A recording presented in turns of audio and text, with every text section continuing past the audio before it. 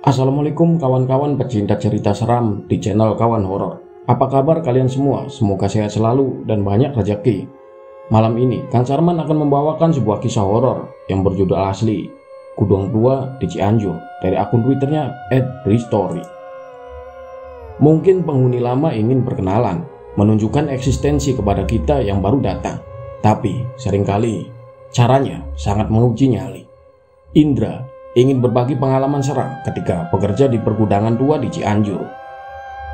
Emang begini keadaannya, tinggal dibersihin dikit aja udah enak deh, kata Kang Ijal sambil cengengesan. Buset, ini sudah kayak gudang gak keurus, berantakan banget. Akan kerja keras aku membereskannya. Nanti Mas tinggal di sini bareng Pak Roni, dia di kamar depan. Sekarang orangnya lagi mudik. Biasanya nanti malam atau besok pagi udah balik lagi ke sini, kata Kang Ijal lagi. Aku masih terus memperhatikan ruangan yang nantinya akan aku gunakan sebagai kamar tempat tinggal. Rumah yang berukuran cukup besar bagiku ini letaknya paling belakang kompleks pergudangan. Pergudangan yang akan jadi tempat aku bekerja mulai besok. Iya, ini adalah pekerjaan baruku setelah hampir 1 tahun menganggur. Atas informasi dari Bang Iwan, salah satu tetangga rumah di Jakarta, katanya ada lowongan pekerjaan sebagai karyawan pergudangan di Cianjur. Tapi di Cianjur, emang kamu mau? Tanya Bang Iwan waktu itu. Iya, nggak apa-apa deh Bang, udah lama banget nganggur nih, bosen, jawabku. Ya sudah, nanti aku tanyain ke temanku lagi, siapa tahu masih ada lowongannya. Iya Bang, tolong ya, gaji berapa saja saya ambil deh. Itu percakapan awalnya, dan singkat cerita, akhirnya pekerjaan ini jadi rezeki buat aku. Karyawan pergudangan di satu tempat di wilayah Cianjur. Aku sampai di lokasi pergudangan sekitar jam 1 siang, hari Minggu. Sengaja berangkat pagi dari Jakarta supaya nggak keburu malam. Niatku berhasil. Belum juga sore, aku sudah sampai. Awalnya, aku pikir kompleks pergudangan ini letaknya di kota Cianjur atau minimal nggak jauh dari pusat keramaian. Ternyata salah. Dari Cianjur masih harus menempuh perjalanan 1 jam menggunakan kendaraan umum, angkot dan ojek.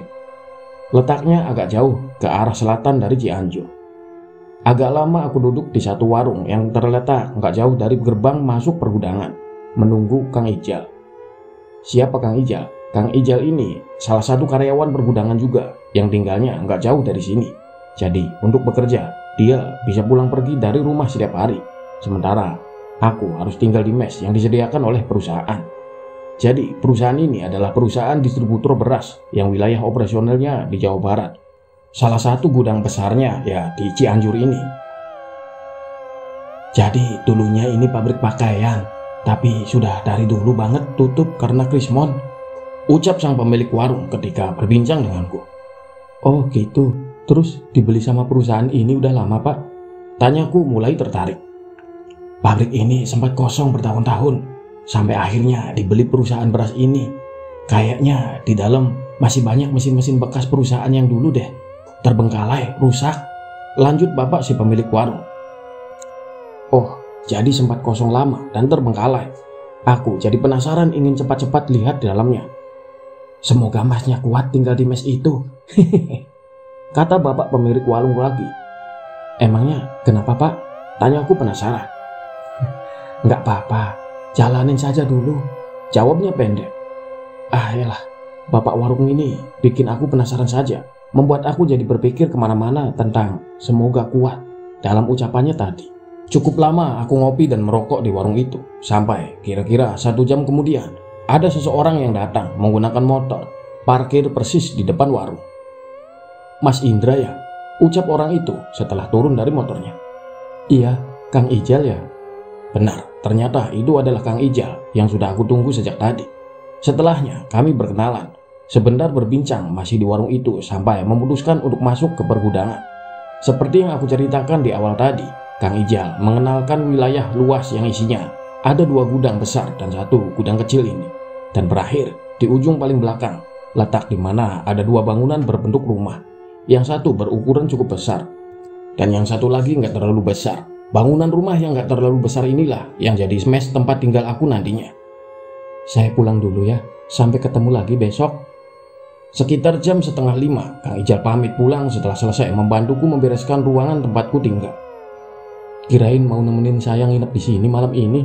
Terus saya tinggal sendirian nih, ucapku dengan nada kecewa. Tenang aja Mas, aman di sini mah.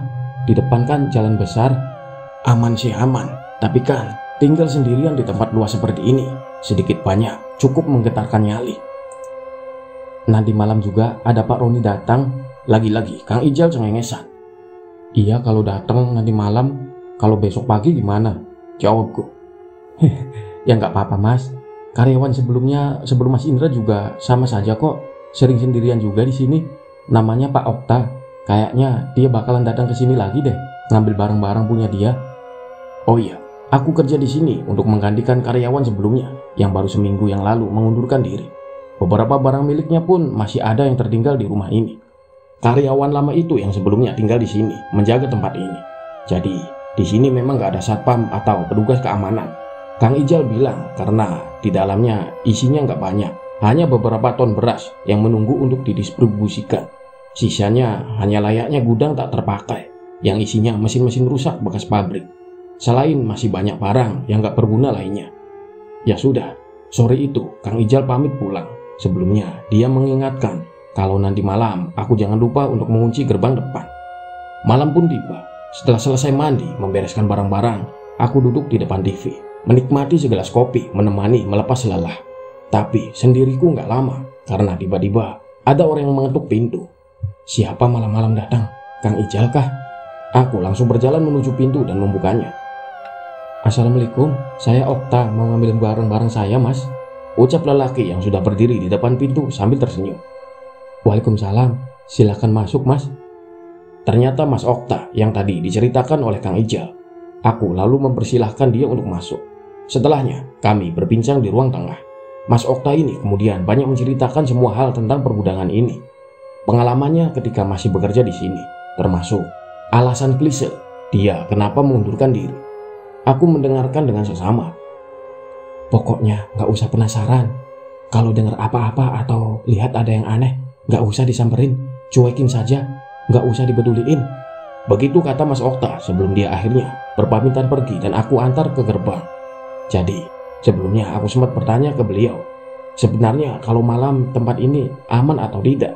Mas Okta bilang, sebenarnya aman-aman saja sih. Selama saya kerja di sini, gak pernah ada kejadian percobaan pencurian atau sejenisnya. Aman lah. Tapi apa Mas? Aku penasaran. Lalu dia menjawab dengan kalimat di awal tadi. Kalau mendengar atau melihat sesuatu hal aneh, gak usah penasaran. Abaikan saja. Begitu singkatnya. Maksudnya apa? Kurang lebih aku tahu. Melihat situasi dan kondisi di sini, aku berharap yang aku khawatirkan gak akan terjadi. Jam 8 malam setelah Mas Okta pergi, aku akhirnya benar-benar sendirian. Di lahan yang luas ini sendirian. Di lahan yang luas ini, beberapa lampu sengaja aku biarkan tetap menyala, walau nggak semuanya, menghindari gelap total. Aku susuri jalan menuju mes di belakang setelah selesai mengantar Mas Okta ke pintu gerbang. Jarak yang harus kutempuh ini cukup jauh, kurang lebih sekitar 100 meter. Di beberapa bagian berdiri pohon besar yang entah apa jenisnya. Sesampainya di mes, aku langsung duduk di ruang tengah sambil menunggu Pak Roni datang. Berharapnya sih dia benar-benar datang. Dengan begitu, aku nggak jadi sendirian di tempat ini. Bangunan berbentuk rumah ini memiliki 3 kamar di dalamnya. Memang diperuntukkan sebagai mes karyawan.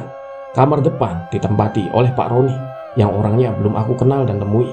Kamar tengah berisi barang-barang, sementara kamarku berada di paling belakang. Kalau boleh jujur, sendirian di tempat yang situasinya seperti ini, nyata-nyata memang agak menggetarkan nyali. Apalagi aku seorang yang benar-benar baru di sini. Kalau tahu begini, aku berangkat ke sini besok Senin aja deh. Gumamku sendirian sambil menyalakan rokok. Segelas kopi sudah kubuat untuk menghangatkan tubuh. Udara di sini cukup dingin buatku yang terbiasa dengan pengapnya Jakarta. TV ruangan tengah menyala, walau aku lebih banyak nggak memperhatikan layarnya, masih mencoba terus berkenalan dengan setiap sudut rumah. Sendirian, bingung harus berbuat apa untuk menghabiskan waktu. Sementara kantuk sepertinya jauh dari rasa. Makanya aku memilih tetap duduk di ruang tengah daripada masuk ke kamar. Seandainya pun Pak Roni yang datang juga malam ini, aku akan tetap di ruang tengah, nggak berani tidur di kamar. Pintu rumah juga aku biarkan terbuka. Padahal nggak terasa, jam sudah menunjukkan pukul 11 malam. Duduk di teras aja deh. Entah apa yang ada di pikiranku sampai memutuskan untuk keluar dan duduk di kursi teras rumah. Dari teras ini, aku dapat melihat sebagian besar wilayah pergudangan. Walau nggak semuanya, beberapa bagian hanya gelap yang kelihatan. Tapi seenggaknya aku dapat melepas pandangan jauh menyusuri setiap sudutnya. Semua bangunan yang ada di dalamnya gelap gulita. Gak ada lampu yang menyala. Hanya lampu di luarnya di dekat pintu saja yang menyala. Aku sudah pupus harapan menunggu kedatangan Pak Roni. Sudah hampir jam 12 malam, tapi dia belum juga menampakkan batang hidungnya. Sepertinya aku akan sendirian malam ini. Rokokku habis. Aku berpikir mungkin warung di pinggir jalan yang tadi siang aku hampiri masih buka.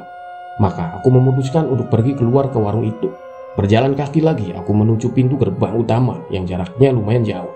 Dari gerbang itu sekitar 50 meter ke arah kiri. Disitulah letak warung berada. Gak terlalu jauh dari gerbang. Sesampainya di gerbang, setelah aku membukanya, di kejauhan aku lihat kalau warung itu masih buka. Lampunya masih menyala terang. Syukurlah masih buka. Aku lalu melangkahkan kaki ke sana. "Belum tidur, Mas?" tanya bapak warung ketika aku sampai di warungnya. "Belum, Pak." "Loh, Bapak kok belum tutup warung?" tanya aku. "Warung ini buka 24 jam, Mas. Gantian sama anak saya jaganya." Agak lega aku mendengarnya. Berarti aku bisa setiap waktu mampir ke sini. "Tinggal sama siapa di situ, Mas? Pak Roni emang sudah datang?" tanya bapak warung lagi. "Loh, Bapak kenal Pak Roni juga?" "Iyalah, dia kan sering mampir ke sini." "Pak Roni belum datang deh, Pak. Besok pagi paling."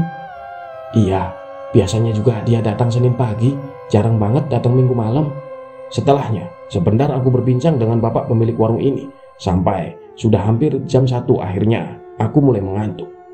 "Pak, saya pamit dulu ya, udah ngantuk." Aku berpamitan.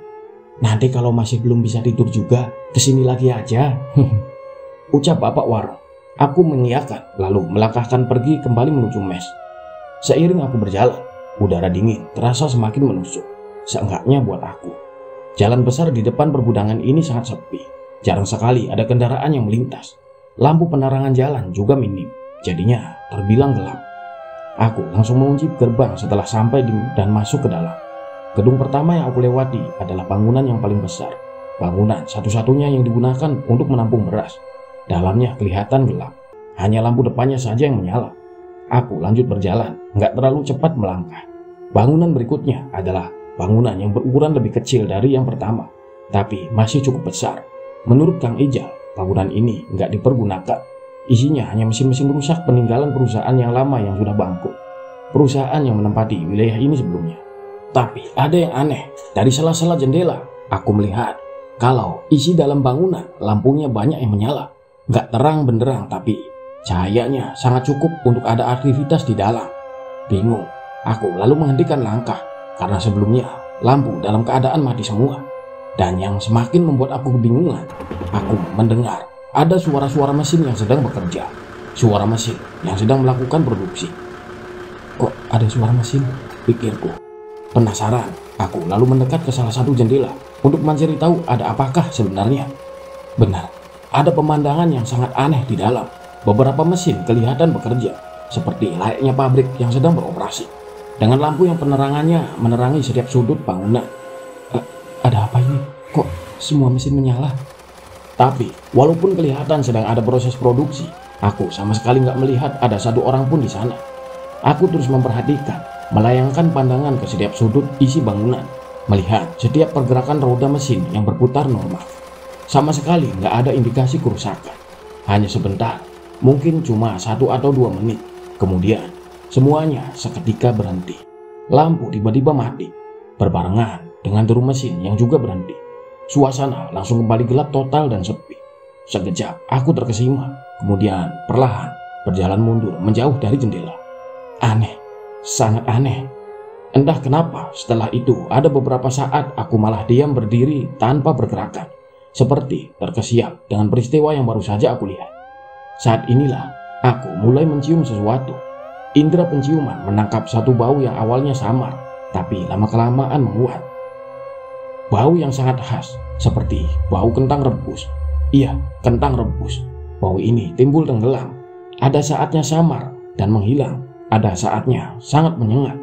Tapi aku sangat yakin kalau ini memang bau kentang rebus. Seperti tersadar dari lamunan, aku langsung bergerak melangkah menuju mes di belakang. Di sini nyaliku mulai goyah. Makin terasa ada yang nggak beres. Di antara bangunan kedua dan ketiga, ada jalan kecil yang memisahkan. Jalan aspal ini hanya bisa dilalui oleh satu kendaraan saja. Ketika sedang melewati jalan ini, aku menoleh ke arah kiri. Entah kenapa aku ingin melihat ke sana. Jalan yang nyaris gelap itu, di ujungnya aku melihat ada sesuatu. Sesuatu yang hanya terlihat dalam bentuk siluet. Aku kembali berhenti sebentar, memperhatikan, penasaran. Siluet ini awalnya seperti batang pohon yang berdiri tegak. Tapi lama-kelamaan, setelah aku perhatikan dengan lebih seksama lagi, ternyata bukan. Sontak, tubuhku kaku, sejenak menahan nafas.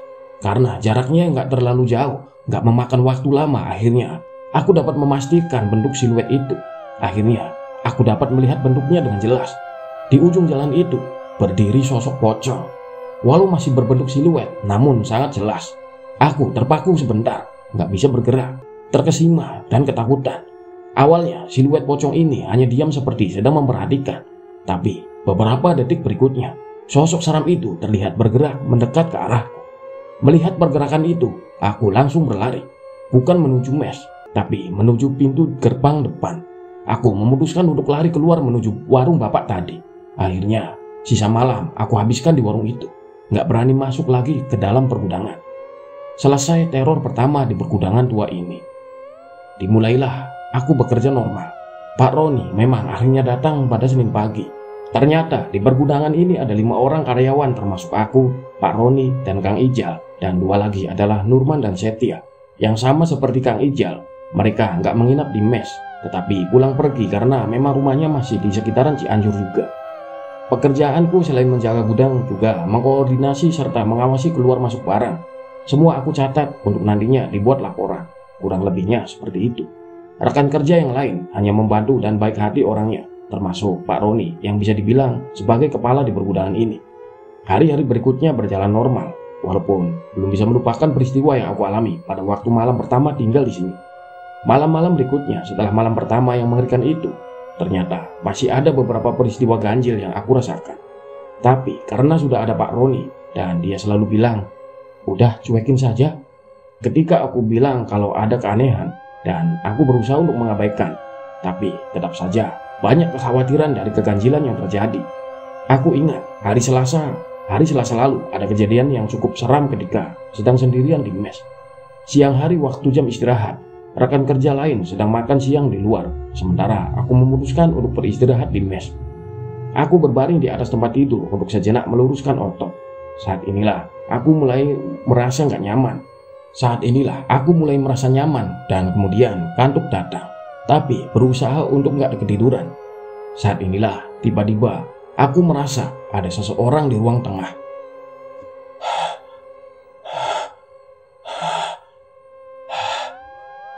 Sayup samar aku mendengar suara nafas tersengal, sangat-sangat pelan, tapi terdengar. Pak Roni? Tidak ada jawaban. Hening. Beberapa saat kemudian, suara nafas itu hilang. Aku kembali coba beristirahat, tapi hening hanya sebentar. Beberapa belas detik kemudian, suara nafas tersengal itu terdengar lagi. Kali ini aku langsung duduk, penasaran. Pak Roni, sekali lagi aku memanggil untuk memastikan. Namun sama saja tidak ada jawaban. Suara napas malah makin jelas. Saat inilah aku berdiri dengan niat mencari tahu ada siapakah gerangan di ruangan tengah. Tapi belum lagi aku melangkah, tiba-tiba ada sesuatu berkelebat lewat persis di depan pintu kamar, bergerak cepat dari ruang tengah menuju dapur di belakang. Tentu saja aku terkejut karena sesuatu itu sangat cepat, namun kurang lebih bentuk dan warnanya terlihat dengan jelas. Diam terkejut sesaat, kemudian aku langsung lari keluar kamar, keluar rumah, sama sekali nggak menoleh ke belakang. Aku ketakutan, sangat ketakutan karena objek yang sekelebat itu bentuknya seperti pocong. Itu kejadian pada siang hari bolong, bagaimana kalau malam hari? Beberapa kali mencium bau yang sebelumnya sudah aku hirup di sini, bau kentang rebus. Tapi aku berusaha mengabaikannya, mengikuti saran dari Pak Roni. Sungguh banyak cobaan di beberapa hari pertama bekerja di pergudangan ini. Aku yang pada dasarnya bukan lelaki pemberani, jadi mikir ciut nyali. Sempat berpikir untuk menyerah dan berhenti saja dengan adanya banyak keseraman yang terjadi. Tapi Pak Roni sedikit banyak menguatkanku. Seenggaknya 1 minggu pertama aku masih kuat. Hari berganti, tak terasa sudah hari Kamis. Kebetulan hari Kamis ini ada banyak bongkar muat. Dari pagi sampai sore pergerakan isi gudang terus-menerus terjadi. Hari yang cukup melelahkan. Pak Roni pulang besok kan? Tanyaku ketika pekerjaan sudah hampir selesai. Iyalah, kasihan anak istri saya kalau ditinggal lama-lama, jawabnya. Atau saya juga pulang ke Jakarta deh, nggak mau di sini sendirian. Loh, kok gitu? Kan enak di sini. Jakarta jauh loh, nanti kamu capek. Aku memutuskan untuk pulang juga besok sore. Aku nggak mau bermalam sendirian lagi di sini. Gila. Tapi ya terserah kamu.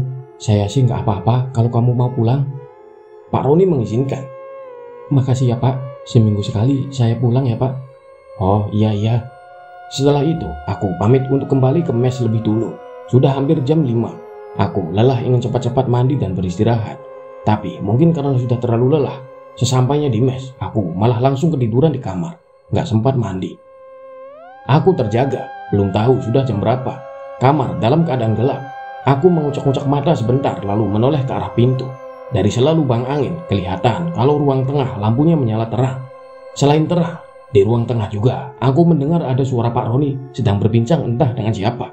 Aku nggak mengenali suara orang yang jadi lawan bicaranya karena masih sangat lelah dan mengantuk. Ditambah dengan mengetahui kalau Pak Roni dan temannya masih berbincang, aku jadi berniat untuk melanjutkan tidur. Setelah terjaga itu, cukup lama aku mendengar perbincangan Pak Roni. Ditambah tertawa sesekali mereka terdengar sangat akrab satu sama lain. Aku lalu mengubah posisi jadi menghadap dinding kamar, membelakangi pintu. Yang awalnya berniat untuk melanjutkan tidur, tapi akhirnya cukup terganggu dengan perbincangan di ruangan tengah itu. Terdiam sebentar, aku lalu penasaran, jam berapa sih ini sebenarnya? Kuraih ponsel yang ada di atas kasur juga, lalu melihat ke layarnya. Ternyata sudah jam 12 lewat tengah malam. Dan ketika sudah membuka ponsel inilah, aku melihat kalau ada pesan masuk. Ada pesan masuk dari Pak Roni. Pesan masuk dari Pak Roni. Kan orangnya ada di ruang tengah. Penasaran, lantas aku langsung membuka pesan itu. Tercatat kalau pesan masuk ke ponselku pada pukul 8 malam tadi. Aku makin penasaran apa sih isi pesan dari Pak Roni ini. Indra, maaf, saya harus mudik mendadak karena anak saya sakit. Saya pulang sekarang ya. Begitu pesan isinya. Kalau memang Pak Roni sudah pergi dari jam 8 tadi, lalu siapa yang sedang berbincang di ruang tengah? Refleks, aku langsung menoleh ke pintu. Ternyata setelah aku lihat kali ini, ruang tengah sudah dalam keadaan gelap. Lampunya mati, berbeda dengan sebelumnya. Dan yang lebih aneh lagi, suara perbincangan juga hilang. Perbincangan yang aku pikir antara Pak Roni dan temannya. Ruang tengah mendadak jadi sepi dan hening, kosong. Aku langsung bangun dan duduk di tempat tidur. Detak jantung mulai cepat. Tanpa pikir panjang, langsung aku raih ponsel dan bergegas melangkah ke pintu. Aku harus pergi, nggak berani sendirian di sini lagi. Nyaliku agak goyah ketika harus membuka pintu kamar, lalu melihat ruang tengah. Ruang tengah yang gelap gulita, tapi ternyata tidak ada apa-apa. Syukurlah, aku lalu bergegas menuju pintu keluar. Bau khas kentang rebus sempat tercium di ruang tengah. Tapi nggak peduli, aku terus melangkah keluar rumah. Setelah sudah berada di luar, kembali aku melihat ada kejadian aneh. Area pergudangan berkabut tebal, pandangan jadi agak terhalang. Baru sekarang aku melihat dan merasakan kabut setebal ini. Tapi karena tekad sudah bulat untuk pergi, maka perlahan aku mulai berjalan menembusnya menuju gerbang depan. Karena kabut tebal ini pula yang memaksa aku untuk melangkah perlahan. Lagi-lagi, sepanjang perjalanan menuju gerbang, timbul tenggelam aku mencium bau kentang rebus yang entah sumbernya dari mana. Akhirnya, walaupun samar, tapi aku sudah bisa melihat kalau gerbang sudah dekat. Hanya tinggal beberapa belas meter saja jaraknya. Aku lalu mempercepat langkah. Tapi tiba-tiba aku berhenti mendadak, nggak berani melangkah lagi. Ada apa? Jantungku berdetak cepat, mendadak bulu kuduk berdiri. Aku melihat ada pocong berdiri di pintu gerbang. Nggak berani nekat, nggak berani mendekat ke gerbang, yang berarti mendekat juga ke pocong itu. Tebalnya kabut, aku masih bisa melihatnya dengan jelas. Bagian wajahnya terbuka kelihatan hitam. Ya Tuhan, aku sangat ketakutan. Akhirnya aku memilih untuk memundur, melangkah kembali menuju mes di belakang. Itu satu-satunya opsi yang ada. Tekadku makin menjadi untuk balik lagi ke mes ketika melihat sosok pocong seram itu ternyata mulai bergerak melayang menuju ke arahku. Aku ketakutan, lalu nekat berlari menembus gelapnya kabut. 1-2 kali aku terjatuh karena pendeknya jarak pandang. Tapi ketika menoleh ke belakang ternyata melihat kalau pocong itu masih mengikuti. Aku langsung bangun lagi dan lanjut berlari. Akhirnya aku sampai juga di mes, membuka pintu lalu menguncinya dari dalam. Kemudian buru-buru masuk ke kamar. Di kamar, masih dalam ketakutan yang teramat sangat, aku berbaring di tempat tidur menghadap ke dinding, membelakangi pintu. Aku gak berani menatap ke situ. Nyaris menangis ketika tiba-tiba lagi-lagi tercium bau kentang. Bau kentang yang makin lama semakin menyengat. Aku masih terus menghadap ke dinding, gak berani melihat ke arah lain. Bau kentang semakin kuat, sudah ke taraf mengganggu, yang membuat aku akhirnya lagi-lagi berniat untuk nekat keluar rumah. Tapi ketika hendak turun dari tempat tidur, gerak tubuhku terhalang sesuatu. Ada sesuatu yang mengganjal di punggung. Apa yang mengganjal dan menempel di punggung? Gulingkah? Bukan, karena aku gak memiliki guling. Bantal pun hanya satu. Lalu apa yang mengganjal ini? Perlahan aku membalikkan badan, memberanikan berdiri walau ada sesuatu di belakang yang mengganjal menghalangi. Akhirnya aku bisa melihat semuanya. Ketika sudah berhasil membalikkan badan, ternyata ada sosok pocong yang sedang berbaring di sebelahku. Kain kafan kusamnya terlihat jelas walau kamar dalam keadaan gelap. Kali ini jantung seperti berhenti. Untuk bernapas pun aku gak berani. Amat sangat perlahan aku bergerak turun dari tempat tidur. Sementara pocong tetap berbaring diam. Sungguh sangat menakutkan. Pelan-pelan tapi pasti aku terus bergerak. Sampai akhirnya berhasil turun dari tempat tidur lalu berjalan cepat menuju pintu. Sesampainya di pintu, entah kenapa aku malah refleks menoleh ke tempat tidur. Sangat menyeramkan. Ternyata pocong sudah berubah posisi menjadi duduk, bukan rebahan lagi. Wajahnya yang kelihatannya hitam menatap aku dalam gelap. Tercekat. Untungnya aku masih punya energi untuk lari keluar kamar, keluar dari rumah. Setelah sukses berada di luar, aku lalu lanjut berlari menembus tebalnya kabut menuju gerbang depan. Terus sampai akhirnya sukses tiba di gerbang tanpa ada gangguan lagi. Lagi-lagi warung pinggir jalan jadi penyelamat. Malam itu kembali aku habiskan di luar pergudangan, gak berani masuk lagi. Selesailah teror malam itu. Setelahnya, aku berusaha untuk terus bekerja. Tentu saja masih banyak kejadian seram yang terus meneror setiap hari. Tapi hanya sebentar. Akhirnya aku gak tahan.